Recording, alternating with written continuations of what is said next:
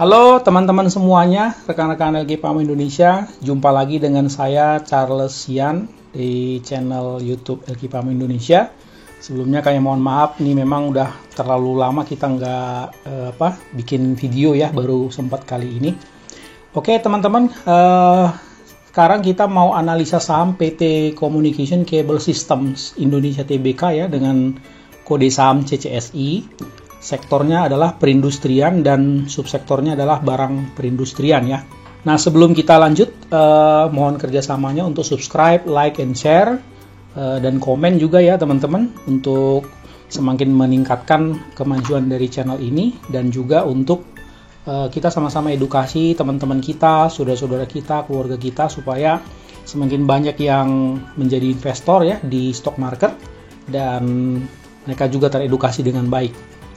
Oke teman-teman, seperti biasa kita kalau mau membedah sebuah saham atau sebuah emiten ya, kita lihat dulu dari company profile dan bisnisnya ya.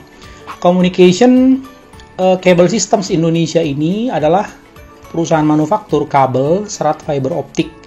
Perusahaan memproduksi kabel telekomunikasi, kabel fiber optik, dan menyediakan berbagai jasa instalasi dan reparasi yang berhubungan dengan kabel telekomunikasi dan internet. Nah, perusahaan merupakan pemasok utama dalam industri telekomunikasi internet, industri minyak dan gas, utilisasi listrik, transportasi kereta api, dan perusahaan swasta. Kemudian perusahaan diperkirakan memiliki 15% pangsa pasar. Lokasi pabrik perusahaan terletak di Krakatau Industrial Estate Cilegon ya, atau KIEC Banten. Perusahaan juga dikenal sebagai perusahaan pertama yang mampu memproduksi kabel submarine ya, kabel bawah laut di Indonesia.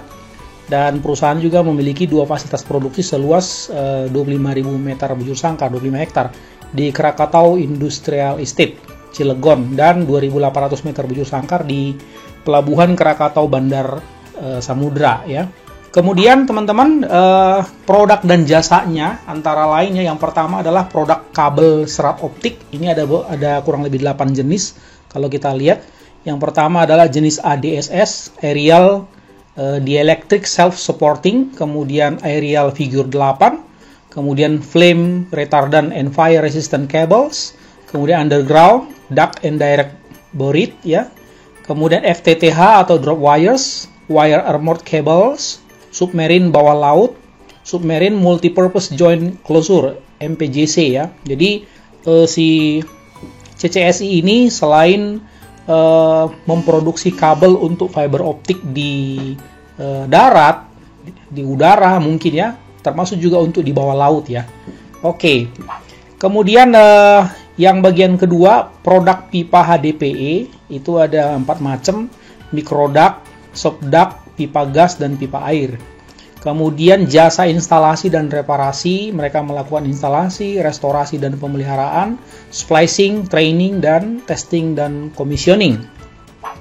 Kemudian teman-teman, visi CCSI ini adalah untuk menjadi produsen kabel optik ya, fiber optik terkemuka di Indonesia, dan pipa plastik untuk tujuan khusus yang dapat memberikan nilai kepada pemegang saham dan karyawan dengan memprioritaskan kesehatan dan keselamatan dalam bekerja serta mencegah pencemaran lingkungan.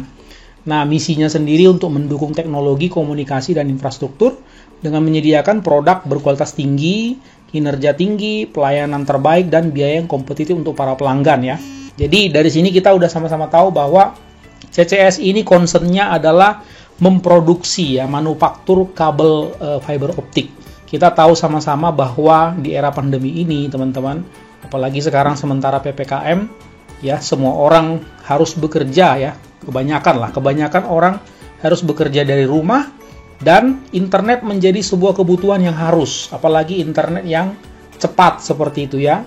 Nah, data-data yang kami bisa himpun sekarang di era seperti ini, pandemi begini, rata-rata orang minimal 8 jam di depan komputer atau menggunakan internet perharinya. Seperti itu teman-teman. Nah, jadi CCSI ini memproduksi kabel fiber optik, di mana kabel fiber optik ini bisa memfasilitasi kecepatan untuk downloading dan uploading daripada internet sendiri. Nah, teman-teman, perusahaan ini didirikan pada tanggal 11 Oktober 95, sektor perindustrian, tanggal IPO-nya 18 Juni 2019, jadi tepat 2 tahun yang lalu. Jumlah lembar sahamnya adalah 1 miliar lembar. Pemegang saham di atas 5% itu ada 5 kategori ya. Yang pertama Geraha Tama Kreasi Baru 39,22%. Kemudian Saptadaya Bumi Tama Persada 20,39%. Ya, kemudian Mike Santosa 20,39%. Ini pengendalinya yang nomor 2 ya, teman-teman. Masyarakat pemodal nasional itu 19,68% dan masyarakat pemodal asing itu 0,32%. Kemudian coba kita perhatikan prospek perusahaan dan core bisnisnya ya teman-teman ke depan seperti apa. Nah, ini kami coba menghimpun sebanyak mungkin informasi yang bisa didapatkan ya teman-teman.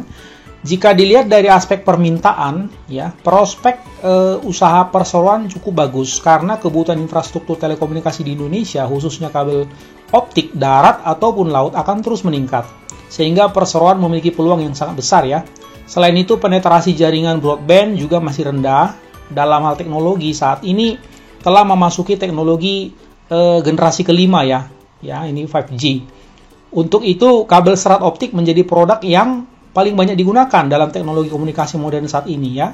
Karena kalau internet kabel yang seperti biasa itu, teman-teman seperti kabel telepon, itu betul-betul lambat itu generasi keempat. Sekarang generasi kelima ini jauh lebih cepat. Peluang lainnya melalui program pembangunan desa oleh pemerintah yang akan membutuhkan akses internet akan meningkatkan permintaan kabel serat optik. Kalau teman-teman perhatikan di websitenya Kementerian Kominfo ya teman-teman, di sana kita bisa melihat bahwa pemerintah sedang concern sekali untuk bisa secepat-cepatnya melayani sampai ke desa-desa supaya bisa internet masuk dan cepat seperti itu ya teman-teman. Nah, kemudian menurut website Kementerian Perindustrian dijelaskan dalam link artikel ini. Nah, ini kami coba sajikan ya teman-teman. Kira-kira seperti ini bunyinya. Di era digital seperti sekarang ini, sistem komunikasi menuntut adanya efisiensi dalam pengiriman informasi dari narasumber ke penerima. Hal ini mendorong pengembangan teknologi kabel baru untuk meningkatkan efisiensi dalam sistem komunikasi tersebut. Nah, ini yang kami kotakin ini, coba ini kita perhatikan ya teman-teman. Untuk itu, kabel serat optik menjadi produk yang paling banyak digunakan dalam teknologi komunikasi modern saat ini karena mampu mentransmisikan cahaya dengan frekuensi tinggi. Apalagi pemerintah telah mencanangkan pengembangan proyek Palaparing. Nah, teman-teman, jadi ke depan ini penggunaan kabel fiber optik akan luar biasa besar. Kira-kira seperti itu maksudnya. Proyek ini akan menjangkau 34 provinsi, 440 kota atau kabupaten di seluruh Indonesia dengan total panjang kabel laut 35.280 km. Sedangkan kabel di darat sejauh 21.807 km, ungkap Erlangga, ya. Di samping itu, produk kabel serat optik juga bisa menjadi tulang punggung dalam menopang implementasi sistem revolusi industri keempat atau industri 5.0 ya. 5.0. Apalagi sekarang eranya Internet of Everything, ya. Ujarnya, sejumlah industri tengah bertransformasi untuk memanfaatkan teknologi digital dan internet dalam proses produksinya agar terintegrasi. Nah, teman-teman, kenapa kami tertarik untuk membuat materi ini? Karena kan akhir-akhir ini kalau teman-teman perhatikan memang saham-saham teknologi, ya, saham-saham teknologi, bank digital, semua yang nyerempet internet ya, itu pada berterbangan di bursa efek, ya. Jadi ini kami mengupas saham yang menyediakan ya serat fiber optik untuk mempercepat internet. Jadi masih connect ya teman-teman. Nah, coba kita perhatikan teman-teman. Kalau teman-teman perhatikan itu di laporan keuangannya ya, ada penjelasannya ya, bahwa konsumen utama CCSI itu adalah yang pertama PT Supra Primatama Nusantara. Ini mungkin kurang kenal nama PT-nya, tapi kalau dibilang Biznet, nah ini pasti semua orang kenal ya. Merupakan perusahaan infrastruktur digital terintegrasi di Indonesia, menyediakan layanan internet, data center. Nah, ini teman-teman. Ini sekarang yang lagi digandrungin. Ya, cloud computing dan IPTV. Ya, kemudian PT Iforte ya, Iforte Solusi Infotech ini juga mungkin kita kurang kenal, tapi kalau dibilang perusahaan ini adalah anak usaha dari PT Sarana Menara Nusantara atau Tower, ya TBK, pasti langsung connect, ya teman-teman. Jadi ini konsumennya. Yang ketiga adalah BPPT. Nah, coba kita lihat apa-apa atau bagaimana kebutuhan mereka seputar masalah fiber optik ini untuk ketiga konsumen utama dari CCSI ini ya. Jaringan Bisnet Fiber tersedia di lebih dari 110 kota di Pulau Jawa, Bali, Sumatera, Batam, dan Kalimantan. Bisnet juga adalah juara soal kecepatan internet dibanding dengan yang lain seperti IndiHome, First Media, dan MyRepublic. Ini di artikel ini itu bisa teman-teman lihat ya. Memang Bisnet juara ya, nomor 1. Kemudian menurut informasi kontan tanggal 21 Mei 2021, ini ya, kita coba lihat isinya. Seperti ini, Bisnet untuk mempercepat pembangunan atau untuk mempercepat pemasangan daripada kabel fiber optik ini, ya. Bisnet ini langsung menggandeng kerjasama dengan beberapa pengembang properti. Jadi maksudnya teman-teman, biar langsung cepat ya dapat captive marketnya, kerjasama dengan beberapa developer properti. Coba teman-teman bayangkan kalau misalnya satu developer properti ya, suatu pengembang membangun satu komplek 1000 rumah. Nah, dia langsung capture itu 1000 untuk kebutuhan internetnya. Kan bagus ya.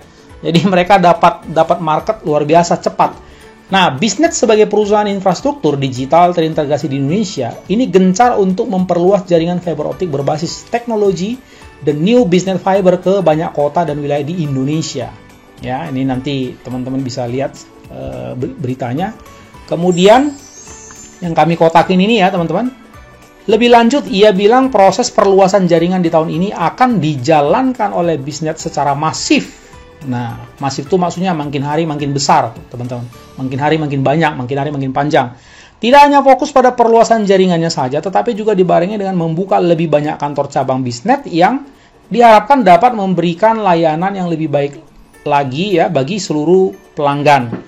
Kemudian ini teman-teman yang di bawah, adapun guna mempercepat ekspansi jaringan fiber optik, Yudi bilang pihaknya telah melakukan kerjasama dengan berbagai pengembang properti seperti perumahan, apartemen, kompleks pergudangan, expo, dan lainnya. Hal ini dilakukan agar mendapat kepercayaan para pengembang untuk menyediakan infrastruktur jaringan internet dengan teknologi terkini untuk mendukung kegiatan bisnis dan industrinya. Di antaranya kami kerjasama dengan Mid Plaza, Intiland, Plaza Indonesia, Pondok Indah Group. Wah, ini terkenal semua teman-teman. Agung Podomoro Land, Jaya Property, Ciputra, Jakarta International Expo, dan masih banyak lagi. Wah, ini cepat sekali ya. Ini yang disebut masif ya teman-teman. Kemudian di sebelah kanan ini kami simpulkan bahwa dengan demikian kebutuhan kabel fiber optik ini juga akan meningkat tentunya ya teman-teman. Kalau klaster-klaster perumahan dibangun, otomatis pasang langsung internet, langsung otomatis butuh fiber optik. Kira-kira seperti itu. Berikutnya coba kita perhatikan teman-teman ya. Apa yang dikerjakan oleh Bisnet. Ini di Pulau Jawa ya. Kalau kita perhatikan ini Pulau Jawa, ini keterangan sebelah kiri bawah ini. Existing road, ini adalah yang biru muda. Kemudian plan, rencana mau pemasangan baru ya. 2021 sampai 2026. Ini yang ungu-ungu ini, teman-teman.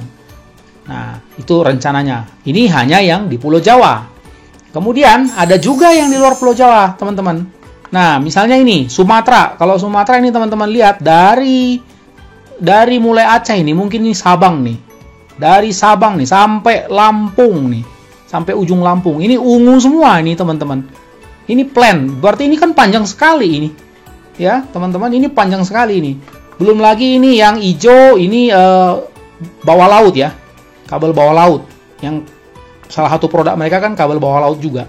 Sampai sini, sampai ke Sulawesi. Dan ini kan lama-kelamaan kalau udah nyampe di sini, pasti ini Kalimantan juga pasti akan mereka garap semua. Sulawesi juga pasti mereka garap semua.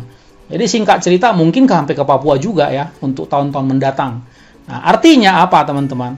Berarti jumlah kabel fiber optik yang dibutuhkan oleh Bisnet ini sangat banyak sekali, dan itu disuplai oleh si CCSI. Kita nggak tahu, mungkin ada juga dari yang lain, tetapi setidak-tidaknya di laporan keuangan kelihatan bahwa Bisnet ini ranking 1 paling gede ya. Kira-kira seperti itu. Nah, kalau I-Forte, ya I-Forte ini kira-kira seperti ini ya. Dia available memasang kabel 50.000 km. I-Forte juga sudah melayani koneksi internet super cepat dengan menggunakan fiber optik di seluruh Jawa dan Bali sebagai backbone-nya. Seperti ini teman-teman. Jawa dan Bali ya, mereka udah pasang nih. Dan fiber optiknya itu berasal dari CCSI. Nah, ini kesimpulannya. I-Forte telah berhasil membangun dan mengoperasikan kabel fiber optik sepanjang lebih dari 70.000 km.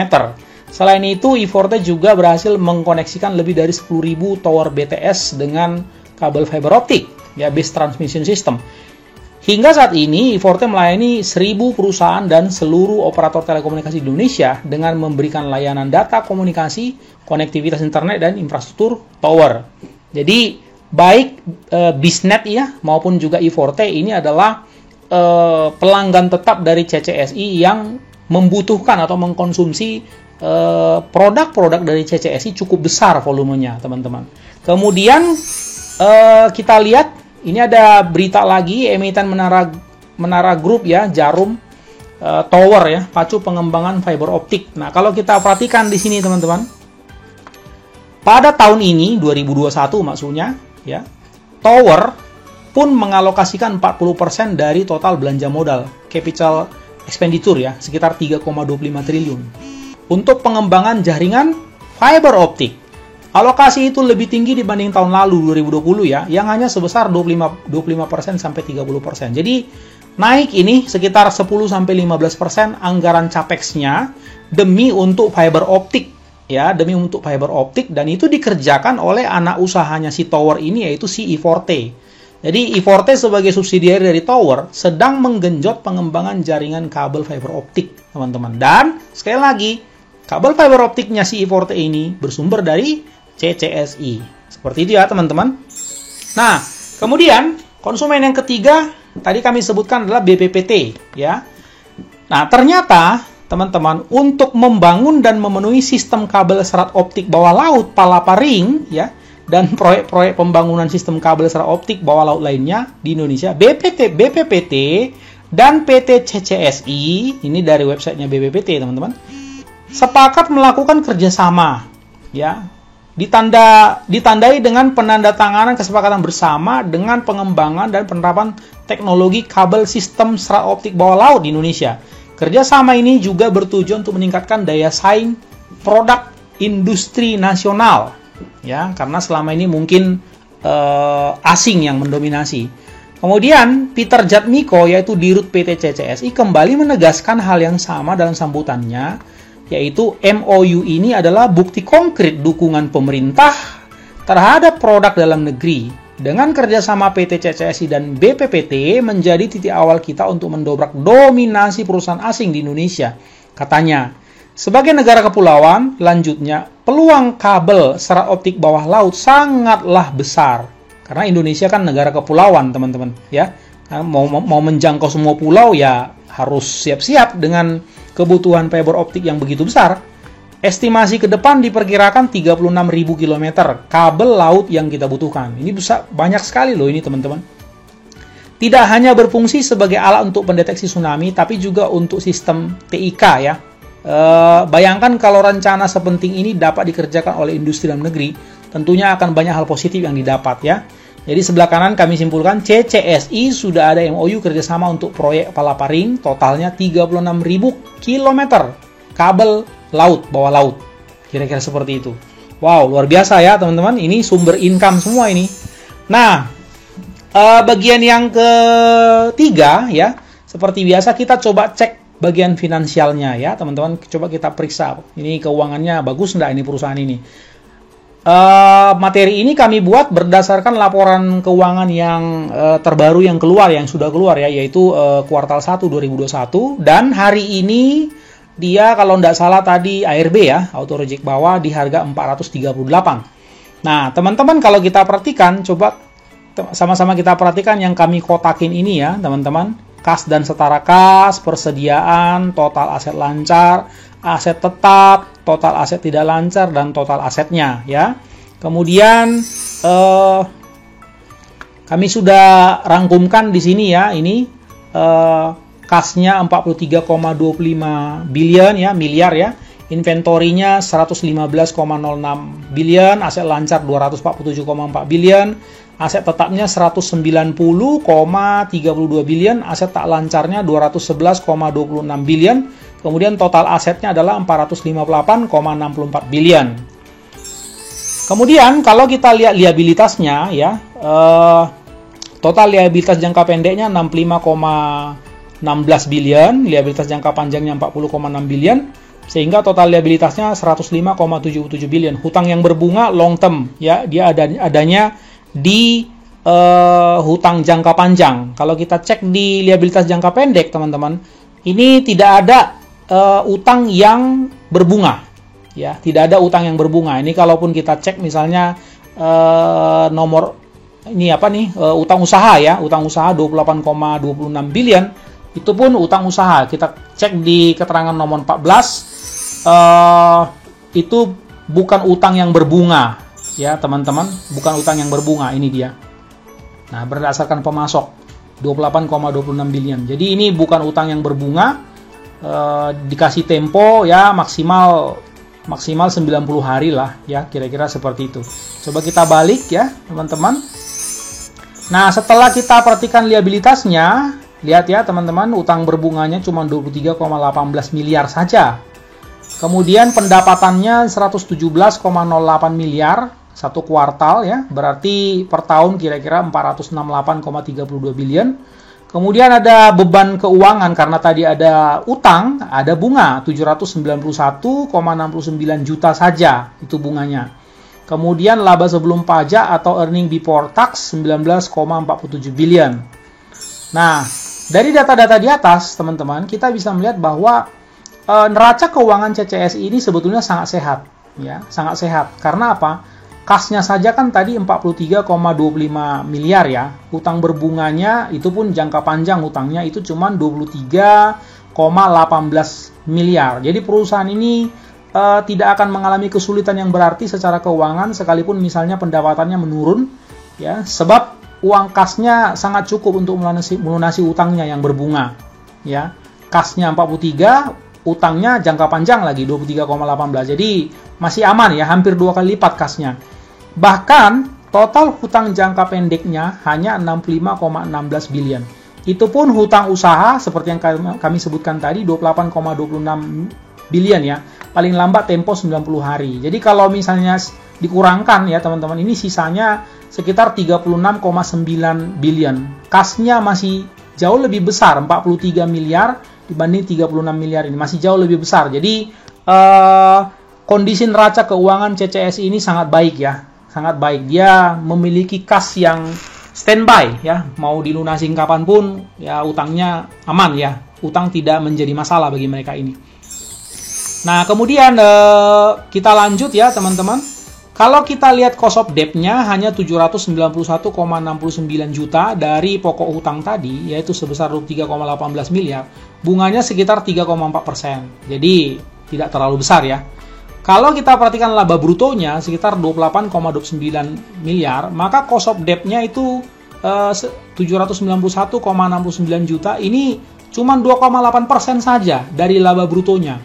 Ya teman-teman, ini suatu besaran yang tidak terlalu berarti. Kalau kita cek dari buku interpretasi laporan keuangan yang Warren Buffett jelaskan, wah ini 2,8% ini superior ya teman-teman, ini luar biasa, ini tidak berarti lah.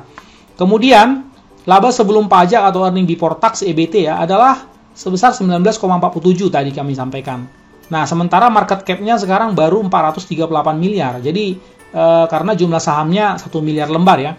Jadi dengan demikian, EBT yearly-nya per tahun ya, berarti 19,47 kali 4 dibagi market cap itu 17,78%. Ya, jauh lebih besar dari Indonesia Government Bond Yield 10 tahunan, 6,53%. Jadi, ini menjadi satu prasyarat ya, untuk indikator untuk kita perhatikan, menarik enggak suatu emiten untuk kita beli sahamnya. Ya, istilahnya Warren Buffett adalah equity bond. Jadi dari segi equity bond, perusahaan CCS ini menarik teman-teman. Karena apa? Kalau teman-teman memasukkan di bond 10 tahunan, teman-teman cuma mendapatkan 6,53% per tahun. Tapi kalau teman-teman invest di CCSI ini, teman-teman bisa mendapatkan 17,78% per tahun. Kira-kira seperti itu logika berpikirnya. Ya, hampir 3 kali lipat. Tentu lebih bagus kita invest di CCSI daripada di bond government ini, ya teman-teman. Nah, coba kita perhatikan valuasi bagian yang keempat ya. Pada saat materi ini dibuat, yaitu di harga 438 ya, market cap-nya 438 miliar, PBV-nya itu 1,24 kali. Kami coba cek di Stockbit ya. PBV industrinya itu 1,07, PBV sektornya 1,07. Kemudian PER-nya 7,23 kali, PER industrinya itu 15,27 dan PER sektornya 16,02.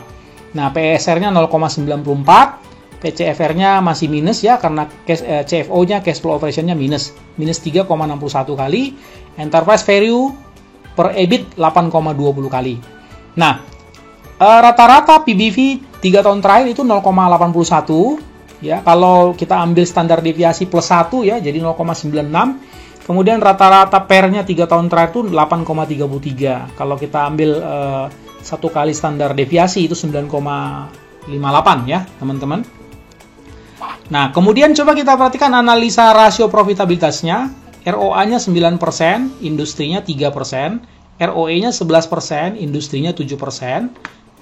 Return on invested capital ya, ROIC 10,76%, industrinya 4,79%. GPM-nya, gross profit margin-nya itu 24,16%, industrinya 17,73%. OPM-nya 17%, industrinya 6%. NPM-nya, net profit margin-nya 13%, industrinya 4%. Jadi, kesimpulannya apa teman-teman? Dari segi rasio profitabilitas, ya CCS ini di atas rata-rata industrinya.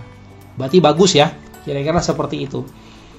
Nah, coba kita cek lagi yang lain. Mari kita lihat beberapa rasio aktivitas perusahaan ya.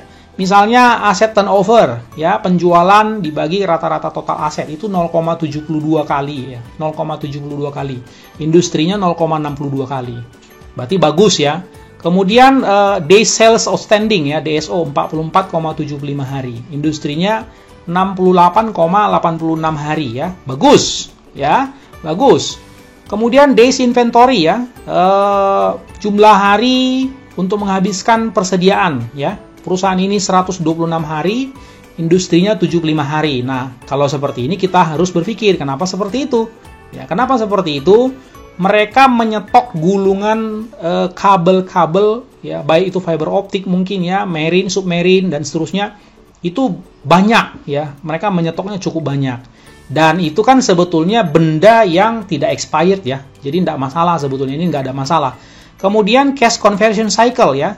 Berapa hari dibutuhkan dari mulai cash dibelanjakan barang ya sampai ditagih dari konsumen sampai jadi cash lagi. Itu 134 hari, industrinya 106 hari. Tidak masalah lah ya, ini cuma sedikit. Nah, jadi kami memandangnya secara overall ini cukup baik ya. Dari segi rasio-rasio aktivitas ini kelihatannya perusahaan ini cukup efektif ya, cukup efektif. Nah, kemudian coba kita perhatikan aspek manajemennya teman-teman. Kalau kami lihat no insider trading. Terus kemudian kalau kita perhatikan hasil RUPS baru-baru ini tanggal 27 April 2021 terlihat bahwa ada beberapa jajaran komisaris dan jajaran direksi yang sudah beberapa periode menjabat di CCSI ini. Terutama adalah komut dan dirutnya. Ini artinya apa?